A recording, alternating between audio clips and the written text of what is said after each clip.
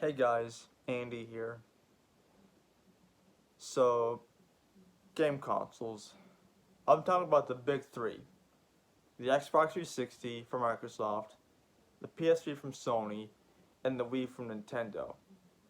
Now, I grew up during the console civil war between the Xbox 360, the PlayStation 3, and the Wii. Now, I know there's gonna be a lot of PS3 and Wii fanboys dissing the Xbox 360, and it's like an agreed standpoint because back way back then, I didn't own a game console at the time, but I think it was the VTech V Smile.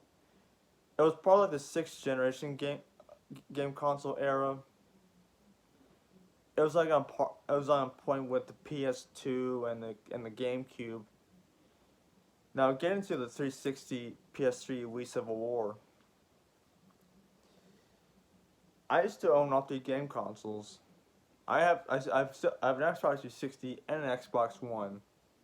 I used to have a PS3 and a Wii. I might buy a Nintendo Wii someday just to just relive that nostalgia. Now the 360 has the Forza series, and the PS3 and Sony has the Gran Turismo series, and the Wii had you know had mostly Nintendo games like a Mario Kart and Wii Sports Resort, and and the Wii had like backwards compatibility with GameCube games like Mario Kart Double Dash on the GameCube. So if you bought a Wii, chances are you played a GameCube game like a Mario Kart Double Dash.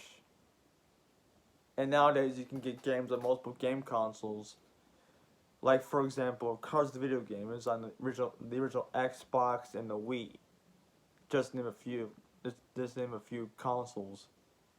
And well, like I said, about exclusive games like the Forza series on the for Xbox consoles, and Gran Turismo for the PlayStation consoles. And yeah, nowadays, backwards compatibility is becoming the norm with the current gen game consoles. For example, I played Batman Arkham Origins on both the Xbox 360 and the Xbox One. So my guess Arkham Origins was like tested to work on the Xbox One, and it works pretty well. And also I played Grand Theft Auto San Andreas on the Xbox One, the 360 version on the Xbox One. So that's that's saying something for like Xbox.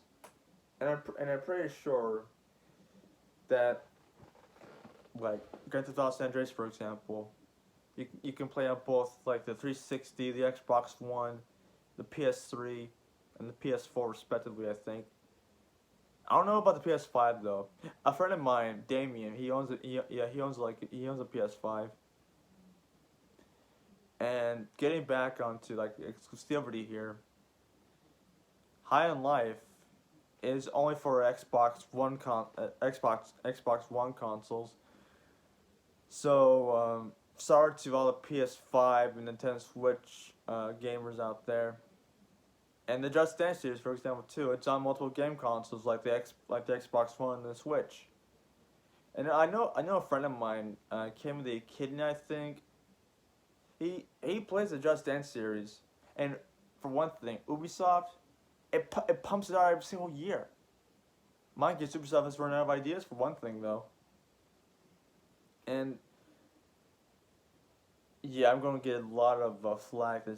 Oh, you can't diss on Just Dance game. Disliked, unsubbed. Yeah, yeah. Back to like, I'm going for build a post here.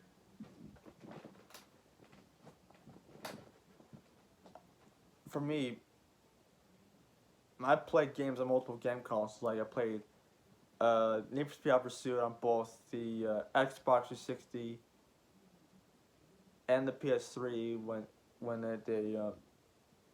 when the 360 and the PS3, like the current gen consoles, way back in the day, and nowadays, nowadays they're doing like remastered versions of games like the GTA trilogy, GTA 3, Vice City, and San Andreas. I think it came with a bundle called the Definitive Edition bundle. I still continue to play GTA San Andreas the Definitive Edition, and I played Need for Speed Hot Pursuit Remastered. I still continue that. Yeah, I know it's gonna be a backlog of gameplay, but hey, I started to play Red Dead Redemption 2 again. This is about. I call this video like the console of Civil War slash gaming in general. Now, I know some people, but I knew like guys way back in elementary school about which console was better, the 360 or the PS3, and some of them said the PS3, but when it was launched back in like 2005, 2006 maybe, it flopped. But it didn't have the numbers that the PS2 had in terms of like sales numbers. Well, the PS2, granted, it's the most popular. It's not the most consoles of all time, and a lot of like great games like came with it, like GTA San Andreas, for example. It's like the best selling game on the PS2. Someday I'll get a PS2, get Gran Turismo 4 and San Andreas, I can relive the glory days.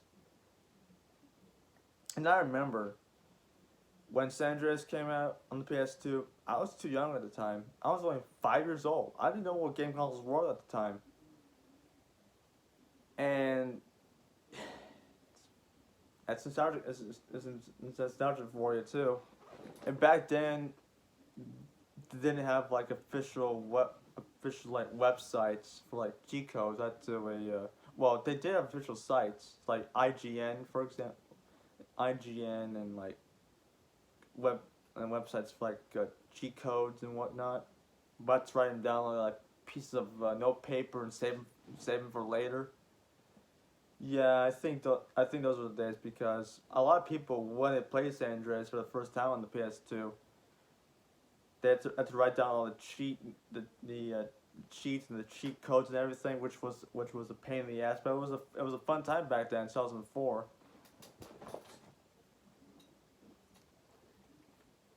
Yeah, and mind you, we had no cell phones back then either. Us kids didn't. I was too young to have a phone back then, in 2004 and 2005. And now, years later, I get to experience like San Andreas on both the Xbox One and the 360. So that's a win-win situation for me, man.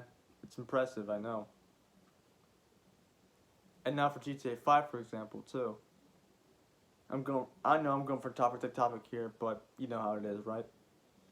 For GTA 5, yeah, I was in middle school at the time. Yeah, I was in middle school when GTA 5 came out. It was like one day after I turned 14 years old. So, yeah, it was surprising enough because it was like the whole conversation topic around school at the time. And mind you, I was 3 years too young to get GTA 5 on the 360 and the PS3 because they sold a lot of copies in its first day, both the 360 and the PS3. And I think like a year later in 2014, it was like on the PS4 and Xbox One. It was like the next gen consoles. And now, I think in like December I think it was like December of 2022, I think, or whatever it was. Was it like in 2021? I don't know. I think it was like in December, like I don't know, 2022 or 2021. the GTA Online servers for the 360 and the PS3 were shut down to make room for like a GTA Online for the current gen consoles like Xbox One and PS4, PS5. And for all the PC players out there who own GTA 5 and have played GTA Online, yeah, they don't even have they don't make effort to like mask your IP addresses or something like that. I know for a fact that it's been circulating on the internet lately about like IPs getting leaked on GTA Online for like PC players and getting DDoSed and everything. Yeah, DDoS means that digital denial of service. I think it is. Let's see, GTA Online PC. GTA Online.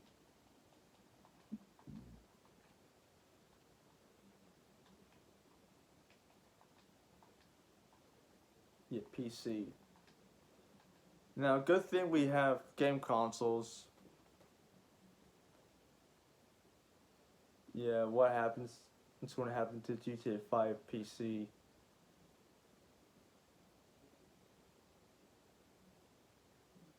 Yeah, I think like modders and hackers can like use your IP to boot you offline and DDoSing you and everything. Don't you hate that sometimes when a person DDoSes you, like they have your IP address and destroying your router or something? Yeah, the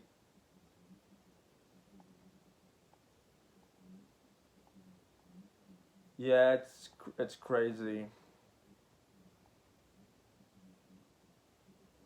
Yeah, modders can corrupt any person's account, so that's why I stopped playing GTA Online because of all the griefers and the modders and everything. I know a friend of mine, Jason. I don't know how to explain it though, but I think his nephew might. How, yeah, I think he told me like a fix to like griefers and whatnot. You go to a private lobby instead of a public lobby.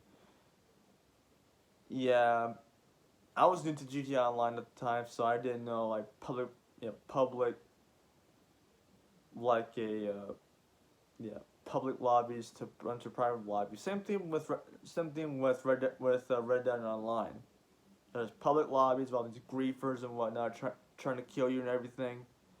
I hated that. I hate being killed for no reason in those public lobbies on GTA Online. So I stopped doing that crap right away, dude. It's crazy.